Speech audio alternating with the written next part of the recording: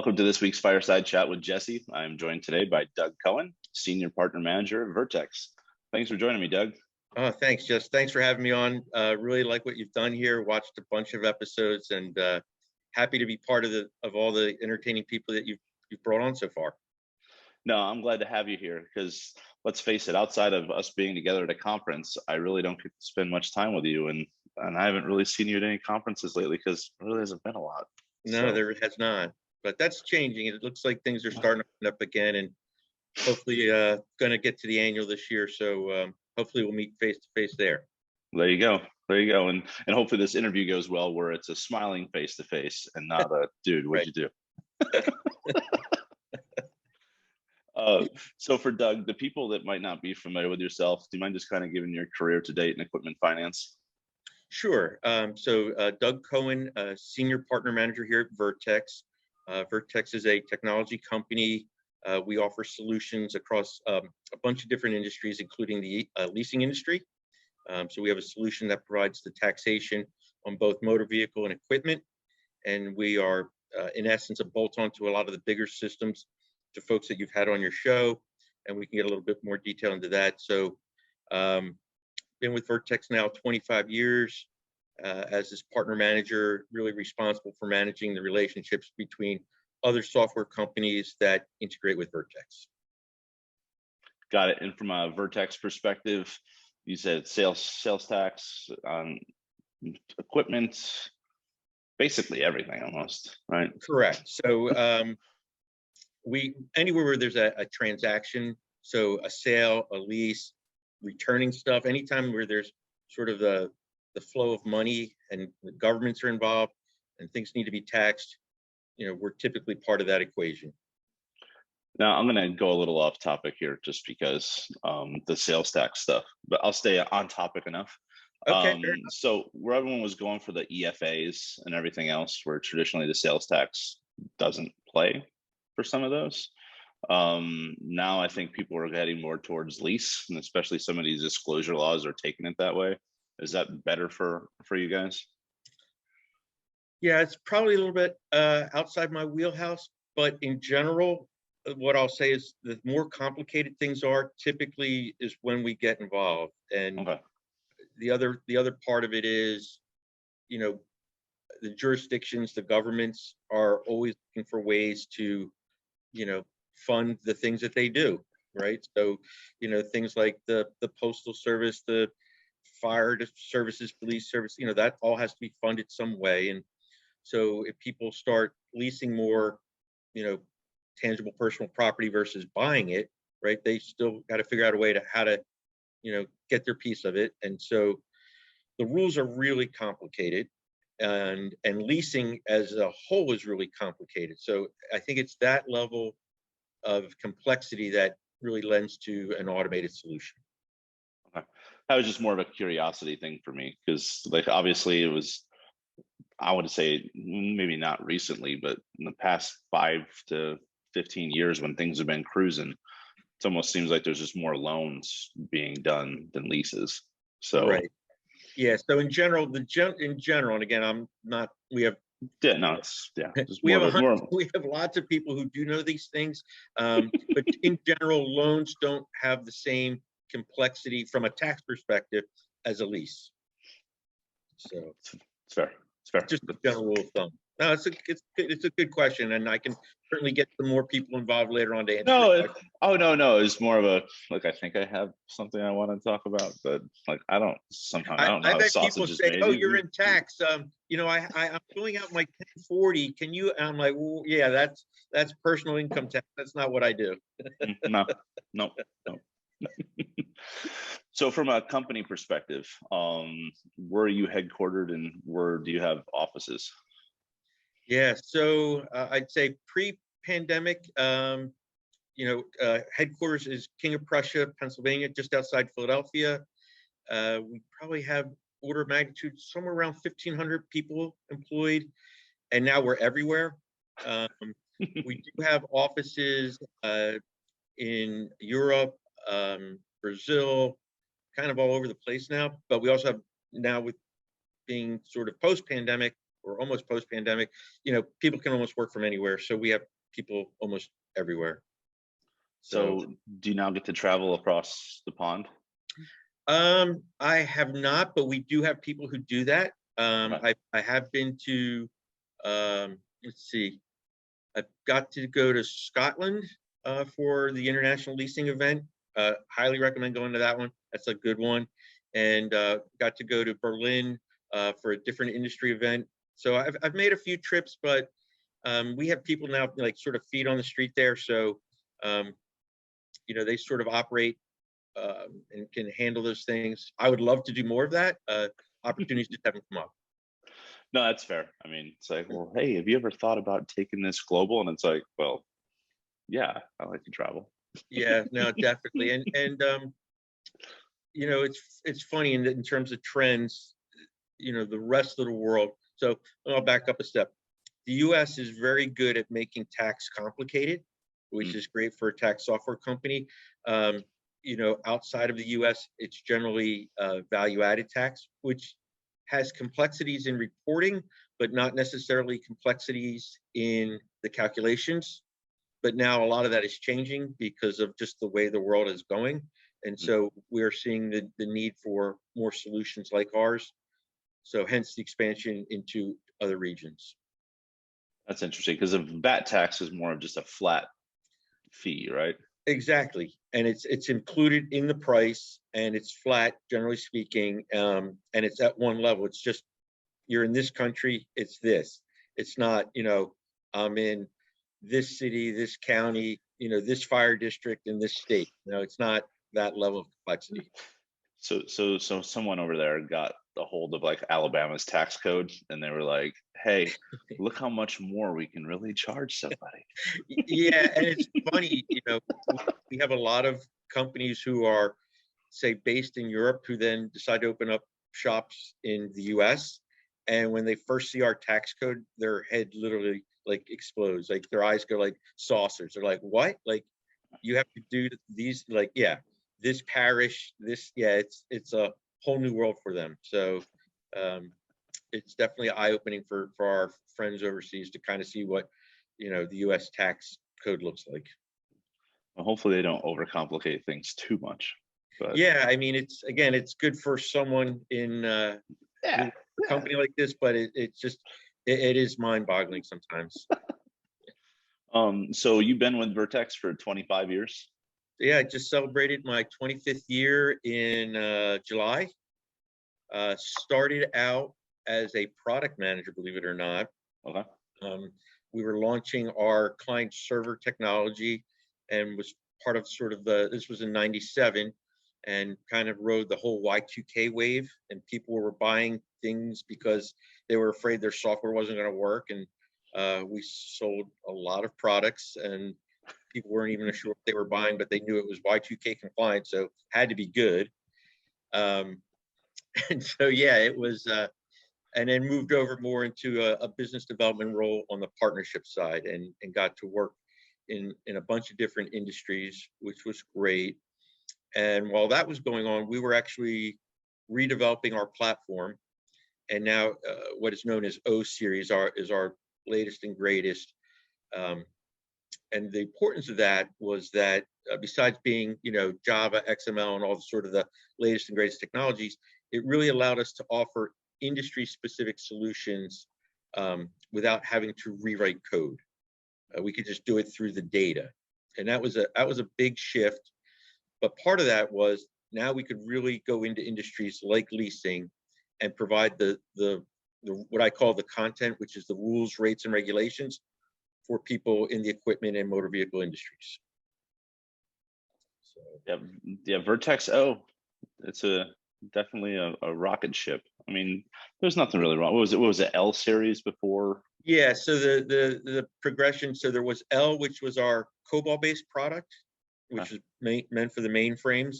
And then when I joined, the product that I helped launch was Q series, which was our client server technology.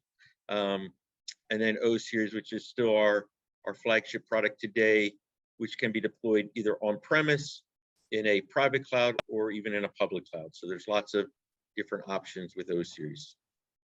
Got it. Got it. And then from a work environment perspective, you mentioned you guys were basically all in offices before. Do you go to the office in King of So Prussia I'm at actually in all? the office now. I wanted some quiet. I didn't want the dog barking. So Okay. Okay. we have hoteling. So we can go into an office, but for the most part, this I think is my third time in the office in the last 2.5 years. And just so I'm clear, the hoteling, is that when you walk into an office and you just grab an open office? Well, our policy is you actually have to like a hotel, you have to make a reservation. So you go Oh, onto the site and you pick the room and says, yeah, this is open, and you get a confirmation. And yeah, it's pretty yeah, it's a new world. uh, and what happens if you don't have a reservation? I I What if you guess what if you want to be that guy? Because that would probably be me. I'd be like, oh, there's an open office. I think there's enough space here where they would find something for you. And oh, it's Jesse. Come on, we'll put you in the penthouse. Or the Janet, yeah, which is in the basement with no windows. So how many people are typically in the office? So it doesn't look like many. It really, it's still pretty, remote for the most part. I mean, It, so it is a Friday. it is a Friday. It's fall, and it's a beautiful day out. So, but yeah, I don't think, for the most part, being a technology company, I will say we were probably a little bit ahead of the working from home. And so when COVID hit, it was full on. Everyone worked from home, and really, and in the middle of all that, we also went public. Mm, So a lot of change all at once, but we were really set up to handle this, and really have been able to manage it quite well during the pandemic. good, good. So, And then from a travel perspective, just being locked at home. yeah, there was a lot of togetherness, and I know you have a family too. So at one point, I had two teenage daughters at home, logging in onto school. My wife was working from home, and I was working from home. So it was a lot of togetherness for a while. So and our house was not really set up for home offices, so to speak. Mhm. Fair. So things started to open up, and we took advantage of that. So It's like, get me out of here. yeah, Let oh alone no, trust me. let alone the Wi-Fi bandwidth issues. You're just like, how I'll, much Wi-Fi would I have? yeah. So the funny part of that is, so um, we go on family vacation. Like we're like all cramped together on top of each other, and so our bright idea was we went camping, and my teenage daughter like just was like, "We've been together in this house for like 6 months, and now you put us in this tiny little tent for a weekend, and you thought that was a good idea, right?" And I was like, "Yeah, I see your point." Well, no, With no internet. I put mom and I in the tent. Go fend for yourselves. Yeah, there's definitely a lot of togetherness, but you know what? We'll look back on that as some fond memories. I think as the girls get older. So That's fair. That's perfectly fair. Yeah, I mean, it was Brooke. She runs a couple companies. Rory, 4 years old, well, 3 at the time, and it's okay. just Jeremy, who was 12, and it's like chaos. It's like, what's Yeah, going on? And we have lots of neighbors. The neighbors across the street, they have 3 under 5 years old, and I'm just like, I don't even know what you guys do. Like, I don't know how you keep it together. well, it's a good thing that liquor stores were essential businesses in the pandemic. I guess maybe that Absolutely. got them through it.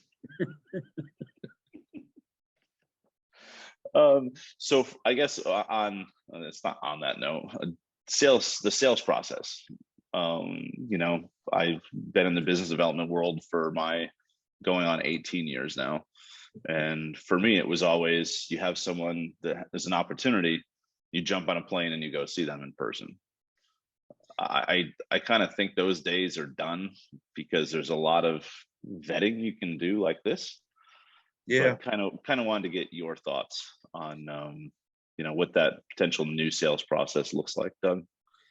Yeah, no, I mean, same here. Like our sales opportunities, there is some travel involved. Obviously there are some times when it makes sense to do that face to face. But the whole sales processes in general has gotten very sophisticated. You can do, like, to your point, a lot of vetting, sort of pre-meeting, like sort of these types of interactions. Um, we had a call yesterday, just to kind of bring it together. Um, I was here in the US. The sales rep was out of Dublin, the sales engineer out of London, and I think the client was in Sweden. And we had just one of these interactions, and honestly, probably covered 85 to 90% of what we needed to cover, and um, it's just amazing. And think of the coordination that would have had to happen for us to all meet in person, and the cost of that, right? Versus now just having these virtual meetings. So yeah, I think to your point, I don't think we'll ever go back to the stage where you just are going to jump on a plane and for every meeting, but um, there are some times I still feel like that there's nothing like that face-to-face connection. Yeah, and where I was going with that, it's like typically maybe like a 5 call close before, or even like a 3 call close. And now Right. to me, it seems like maybe 2 at most, where you kind of vet things out to see if it's a good fit, to make sure, you know, I'm always been a forever sales guy. So if you have this opportunity, it's like, what are the odds that's actually going to close? Let's get in front of them and see what we can do anyways, right? Right. Forever optimist. No, But now I think, but yeah, it's still a handshake industry, which I like. And at the end of the day, whether if it's an LOS system or a sales tax, product that someone's buying, you want to look people in the face, face to yeah, face, and shake their hand.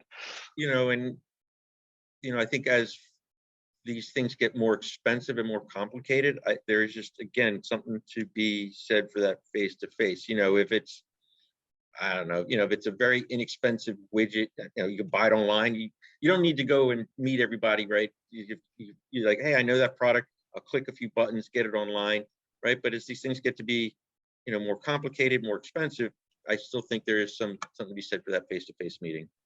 Well, yeah, because at the end of the day, I mean, it's not like tax codes can just change overnight like that. I mean, it does take a little time, You- but You'd be surprised what some jurisdictions do. And okay, we or do, not. and oh yeah, it's not uncommon, which now whatever, September 8th, and they'll say, oh yeah, we've decided, effective September 1st, we've changed the rates. I'm Hmm. like, "Oh, okay, thanks for letting us know." And so that always creates some havoc, but we're able to handle it. So so just so our process, just so you know, every month our clients are getting a new update from us, because those rules, rates, and regulations can change in any given month. So um, And that's on a state by state basis, state once a by month. state, county by county, city by Yeah. city, fire district, police district, um, new neighborhoods are popping up. So it's just there's always change.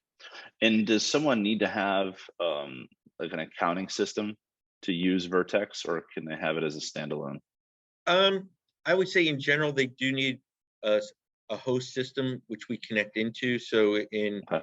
in our world, it's typically an Alpha, an FIS, an Odessa, an LTI, Solify, NetSol, sort of the usual players that you would see at our Yeah. conference. So yeah, they would have that, and basically we're just replacing the native functionality. So they all have functionality to do what we do, but um, the challenge for someone trying to do it on their own is that once you set it up, okay, next month it all changes, and the next month it all changes, right? And the alternative is what? Going onto a website, looking up the different codes, and then having to type it in manually. Yes. Yeah. Yeah. So it's yeah. I mean, a lot of what we produce is public domain. It's not, secret sauce that we have, but I think one of the things we started actually out as a tax research company. So we were compiling, and so one of our core competencies is really compiling all that data and processing it down to something that someone can consume very quickly. So that's really one of our core strengths, and is to today, just be able to grab all that data from all the jurisdictions and send it out. Hey, automating a lot of manual processes, that's big work, especially with some of these contracts, multiple assets across different jurisdictions. I mean, I'm sure you've seen way more complicated things than I have, but yeah. Yeah, I mean, if you think about things that can be leased, right? Laptops, things, right? So the corporate they might lease 5,000 laptops, and they're sending it to every sales rep across the country. So, think about that. That might just be one contract, but you have literally hundreds of thousands of line items that are going to all different places, all different tax impacts. So from a sales tax perspective, any crazy stuff that you're hearing that potentially can come play, other than the fact that Europe might get into our complicated tax code? I did not know that, but yeah. No, the good news is I think things are fairly stable. okay. I am always surprised. You'll see or hear new things here and there. Not so recent. And again, some of these, so leasing is really complicated. Like just and motor vehicles, things with wheels, assets with wheels that can go from one jurisdiction to another. That's always a whole set of complexity. Yeah, because what's the deal with that? Is it where it's housed at night?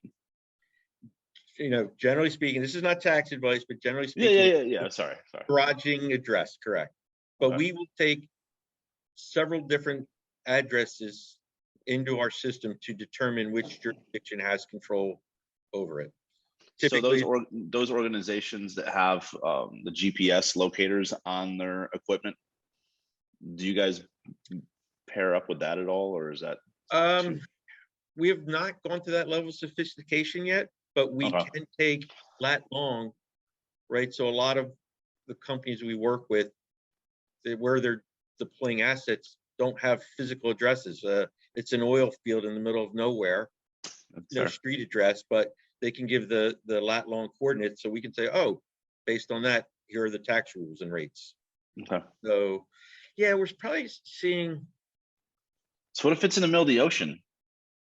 We can do that too. It's crazy. Wait, so like I thought maritime is, those things are different. Yeah, there may not be any that apply. Okay, that was my question. It's like if you're an oil rig off like the Gulf, do you pay taxes on that? Maybe Louisiana claims that that's their land and they can. I hypothetically.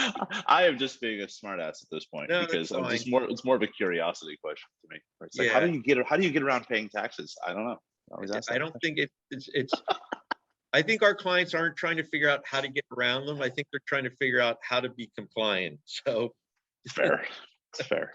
And trust me, just trying to play by the rules is tough enough. So, bending the rules, that's for their consultants to figure out. So that's fair. Yeah, no, we're probably seeing some additional fees and surcharges. So, things I'm trying to think of off the top of my head, like, so California a few years ago implemented a tax based on the size of the monitor of the screen, whether computer screen or TV screen. So there's additional fees and surcharges based on recycling fees. We've seen, jurisdictions do soda tax fees. So if it's a giant, 64-ounce Coke, maybe that's taxed differently than a 6-ounce Coke. What would they call that? Like a fat tax or something like that? I saw some of those things. Yeah, like, seriously? I think politically, the soda tax. Sorry. That's okay. I remember reading it, and you're just like, why? There's and most, I think Colorado implemented a delivery fee, a retail delivery fee, to take advantage of everyone basically shopping, Amazon-like services.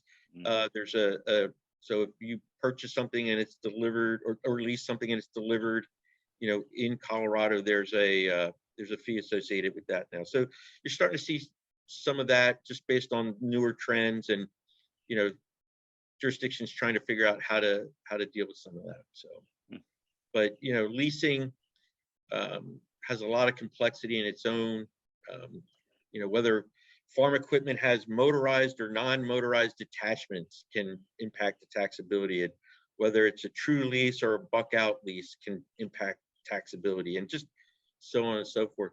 Even you're in Texas, right? Arizona. Oh, Arizona. So because I was thinking, Texas has a TERP, Texas emission tax. So it's based on the horsepower of the product. So if it's over certain horsepower, so there's, I mean, the rules that apply are just, it really is boggling. Just it really is. Um, and just, you know, simple things, right? You know, you lease a vehicle, and all of a sudden, you know, your excess wear and tear, your parking tickets, those are actually can be taxable.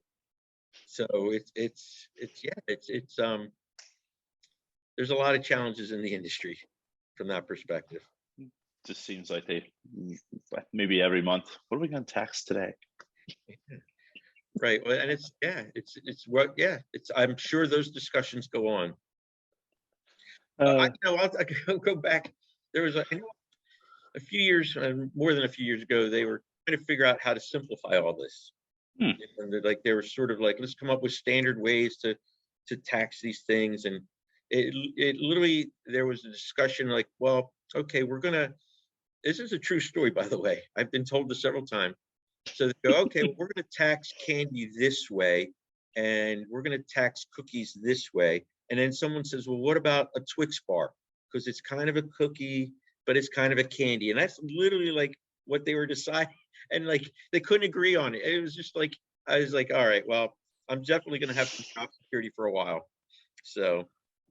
Yeah, let's simplify the process. Right. Yeah, that was their simplification conversation.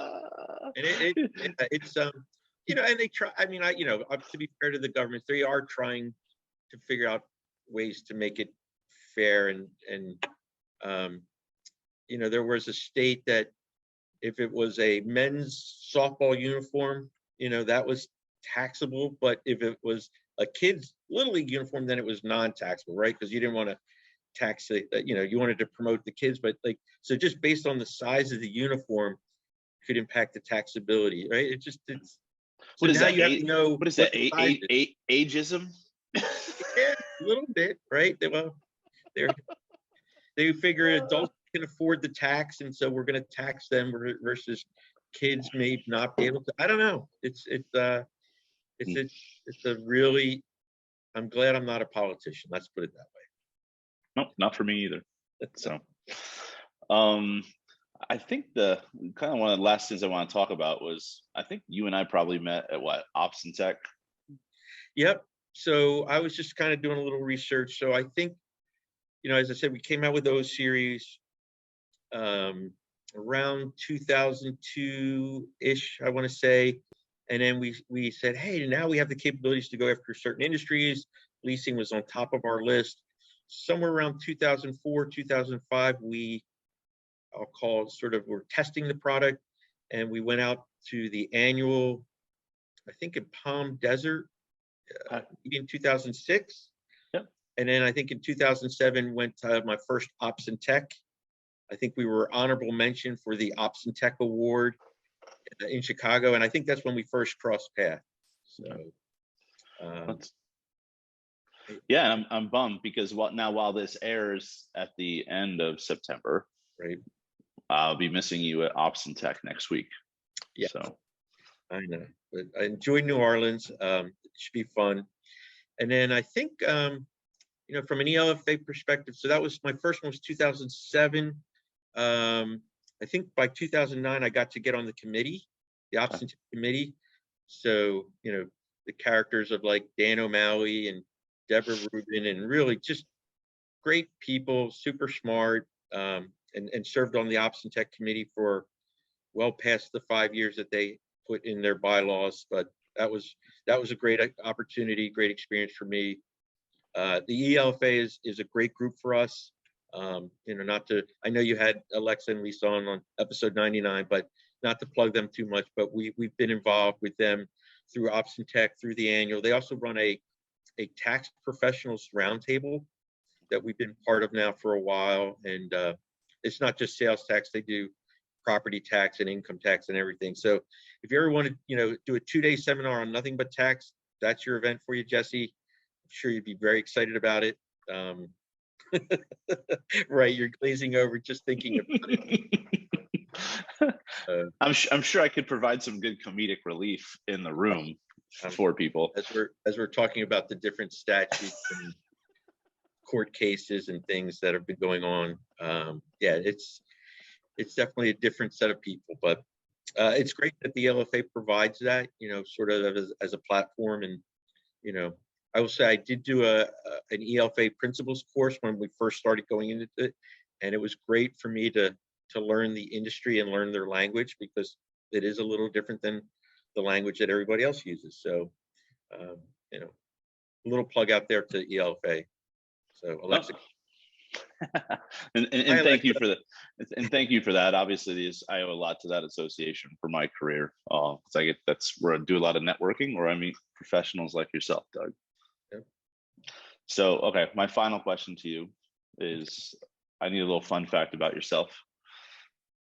Fun fact. So I would say, I'll give you some good ones.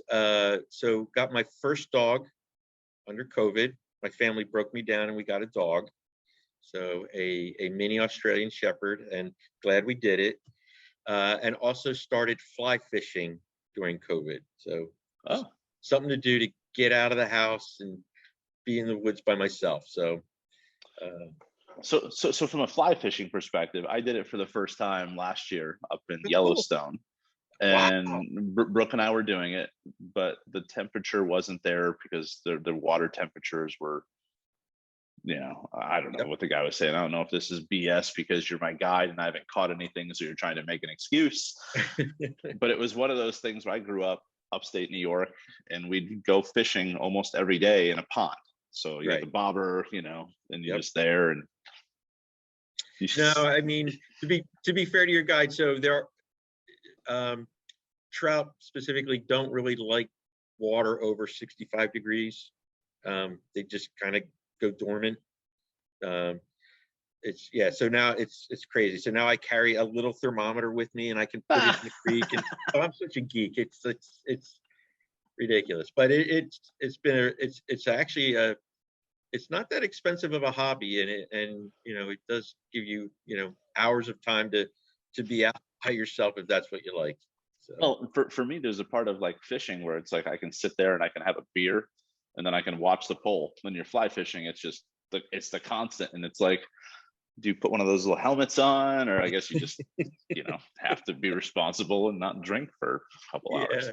And it's funny. I started out the same way. I'm a spin rod bobber guy, and I was just going out there just to, like you said, just put something in, and if something grabbed the worm, then then I had to do something, and that type of fishing is much more conducive to going with a few buddies, having a few beers, and having a conversation.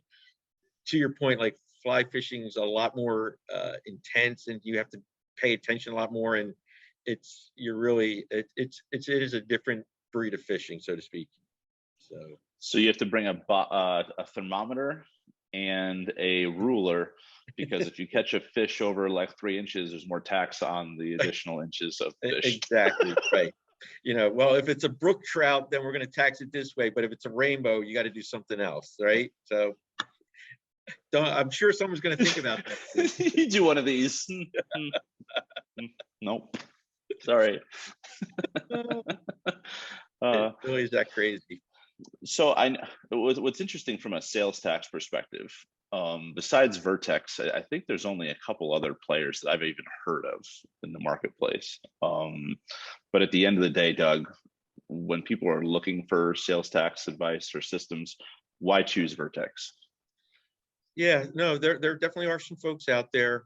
I'd say leasing specifically, Vertex has made the investment to get that content, again, those rules, rates, and regulations specific to equipment and motor vehicle leasing. We have the pre-built integrations to the leading asset management systems. We've been doing it now, 40 plus years. The ability to not only support US and Canada, but 130 other countries globally.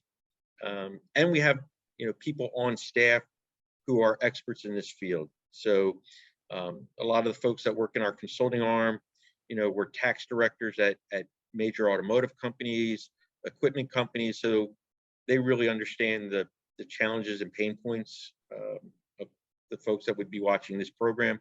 So that's generally it. But like to your point, do your due diligence, do your research, and but like I said, I think we're one of the only ones that really has focused on this industry. So I agree 100%. And that's why anytime I hear one of these other names, I'm like, that's weird. Like, yeah, you guys, yeah. There are some ones, especially like if if you think more about the e-com, again, buying stuff online.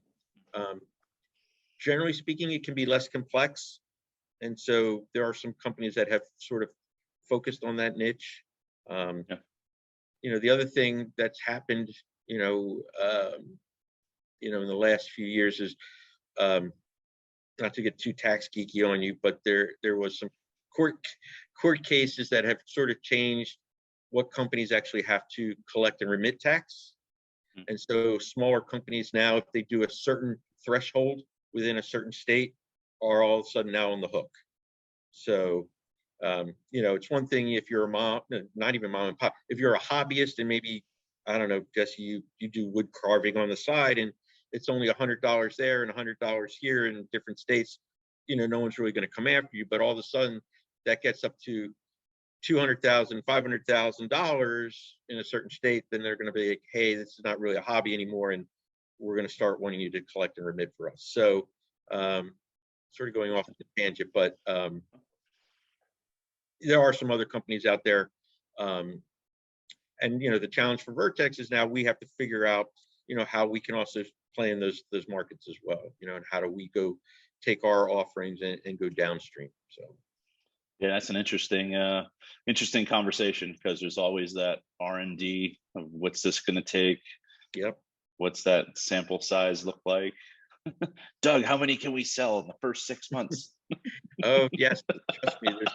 We have lots of meetings on that, and now being a public company, I would say we're a lot more metric driven than we've ever been. So, and that's a good thing. But we're constantly being asked those types of questions. So, well, excellent. Well, excellent, sir. I appreciate you giving me some time this morning. Yeah, no, that's great. Thank you. What do we got? Since No Ops in Tech, we got another, well, I guess a week after this airs, maybe not 2 weeks after this airs. Okay. I'll be with you in Marco Island. Sounds great. I'll buy you a drink. All right. Sounds great, man. I'll definitely take you up on it. All right. Thanks, Jeff. Thanks, Doug. Take care. Yep. Bye.